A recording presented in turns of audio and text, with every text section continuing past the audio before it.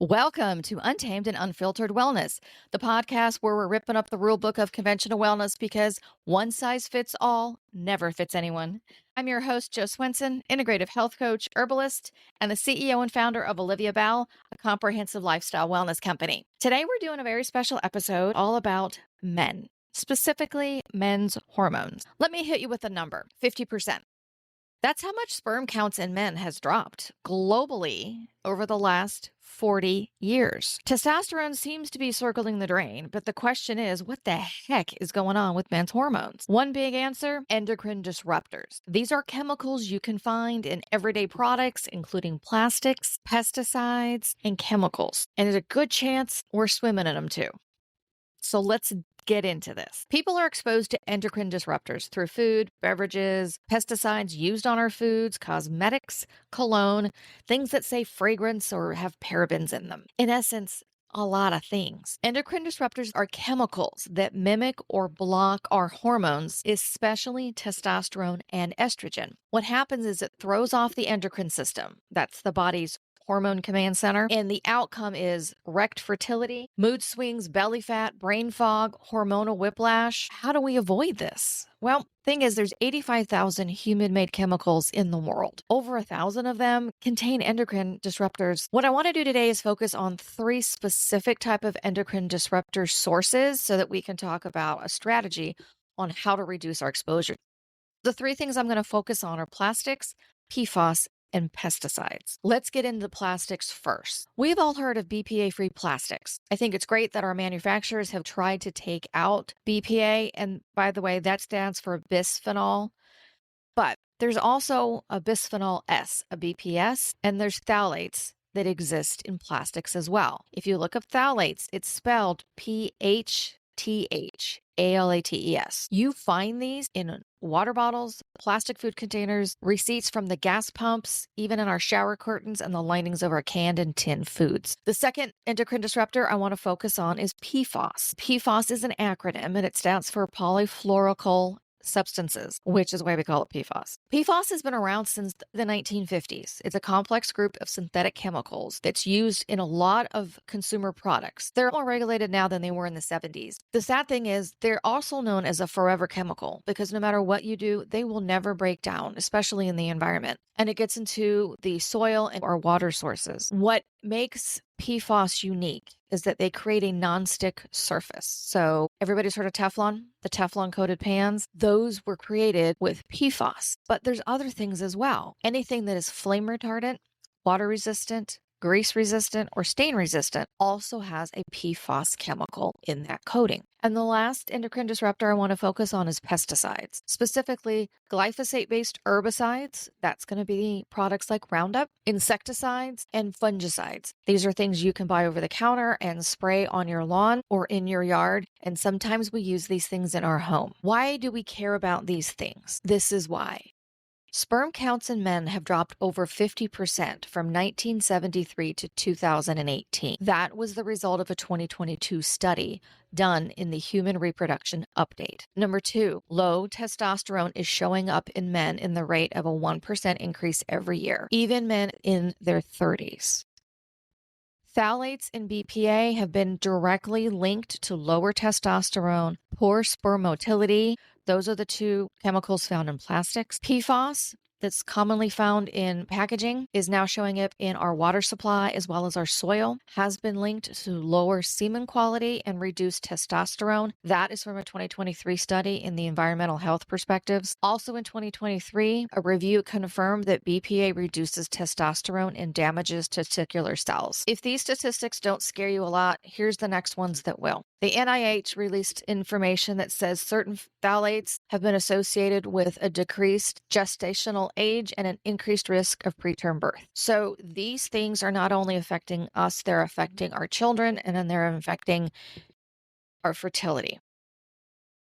If a 38-year-old man can have the hormone profile of a 60-year-old without even knowing it, I'm going to say it's not aging. I'm calling bullshit because I'm saying it's environmental. And this is why. When testosterone drops, most men are handed a prescription before they're ever given a real explanation. These medications are great if it truly is a hormonal disorder. But if the problem is environmental, all we're doing is putting a Band-Aid on the problem. Let's talk about the medications that men are being prescribed for low testosterone. Hormone replacement therapy. Just like women are going on HRT for perimenopause and menopausal symptoms, TRT, which is testosterone replacement therapy, is commonly being prescribed to men. They can get that in the form of injection patches or gels. It's a synthetic hormone that's a short-term fix. It will increase energy, libido, and muscle mass, but it does suppress the body's natural production of testosterone. It can shrink the testicles and impact fertility. If a man goes on TRT but still wants to be able to produce children, they will also be prescribed an HCG. That mimics LH, which is luteinizing hormone, which is we use for fertility in men and women, but it mimics LH in men to stimulate testosterone production. That way, men can maintain their fertility. The third and final drug that's commonly prescribed is called Clomid. Clomid is used in an off-label capacity when it comes to increasing testosterone because it increases our LH hormone, the luteinizing hormone, and the FSH,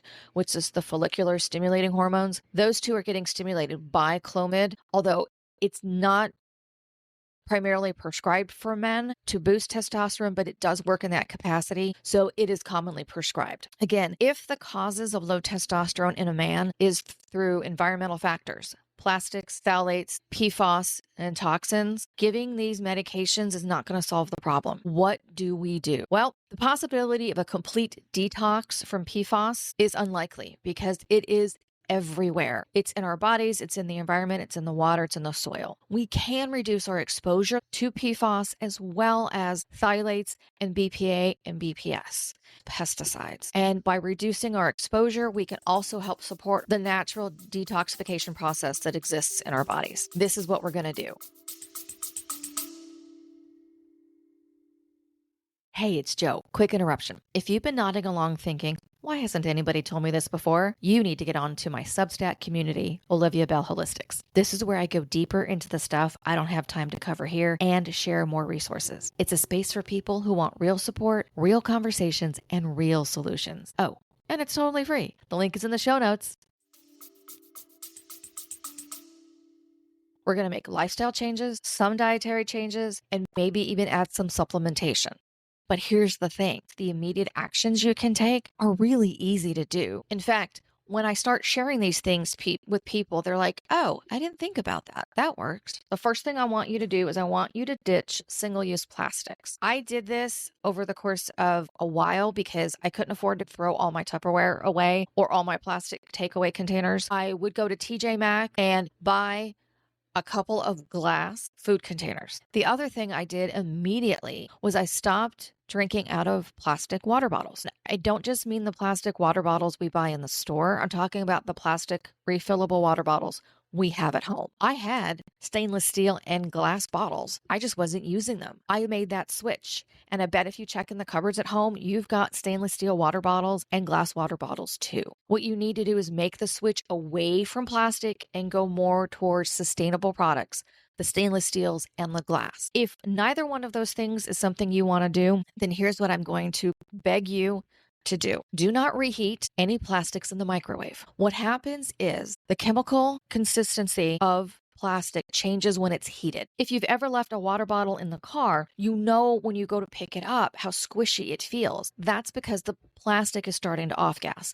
The same thing happens with our food takeaway containers and any plastic food storage containers that we have. If you're not willing to switch to away from plastic water bottles and you're not willing to change the food containers you have, please take your food out of the takeaway container, put it on your plate, and then stick it in the microwave to reheat it. The second thing I want you to do is take a look at any personal care products, household cleaners, anything that you're going to expose yourself to through cleaning, whether it's yourself, your body, the house, however you want to look at it that way. Look at the ingredient list. And as you start running out of products, if you can afford to throw everything away and start over again, great. I could not, so I slowly started replacing products as I ran out of them. Look for products that don't have parabens or phthalates in the ingredient list, nor do they have fragrance. How do you know which ones to buy? There's a great app out there. It's by the Environmental Working Group. It's called EWG. There's also one called EWG Skin Deep. These will help you make the decisions as to what type of products you should be buying that are best for your needs. Take a look at the ingredient lists, household cleansers, detergents, your body wash, cosmetics, all those things, and start making the switch to cleaner products. Thirdly, let's talk about produce. The majority of the produce we buy in our grocery stores has been grown in a conventional method, which means pesticides are allowed. If you have the ability to buy organic produce, go for it. If you head over to the Environmental Working Group's website, they have something called the Clean 15 and the Dirty Dozen. The Clean 15 are products you can buy, and the amount of pesticides used to grow them is minimal compared to the Dirty Dozen. The Dirty Dozen are the most heavily pesticided crops. You can, for both organically grown and conventionally grown products, soak your produce in baking soda and water. The ratio I like to use is a teaspoon of baking soda for every 2 cups of water. Fill up your sink, throw in your baking soda, throw your produce in there, let it soak for 10 to 15 minutes. Rinse it off, and then you're good to go. If your produce has a hard skin on the outside, like an apple or a carrot, use a vegetable brush when you wash it to help get the pesticides or the wax or just the dirt off of it. And the last thing, if you are having fertility issues or you have concerns about your bits and your private parts, I want you to look at organic cotton underwear. Yes, I said that. Organic cotton underwear. Here's why. Organic cotton is grown without harmful chemicals, so it's going to reduce your exposure to pesticides, to phthalates, to the BPS, the BPA, and the PFAS. Hormones are not just a woman's issue. If you're a man over 35 and you feel like your energy's been shot, your belly's growing, your libido's gone, and the culprit is not age, it might just be the plastics, the PFAS, and the pesticides that you are exposed to. All of these things are backed by science. Everything I shared with you today is real, but we can fix how we're exposed and the rate in which we are exposed by making one small change at a time. I've got a link in the description box of this episode to a free download that I made for you. It's 10 things you can do to swap out toxins and save your hormones. It's in the description box. It is also on our webpage at olivia-bell.com. There's a link there for some free resources. If this episode hit home for you, please share it with the man in your life or somebody you think really needs to hear this. My goal is to help everybody make small, easy lifestyle changes so they can live better and healthier. And I do that through this podcast as well as through my website. I hope you make time today for some peace, some plants, and some paws. Thank you so much for listening to Untamed and Unfiltered Wellness.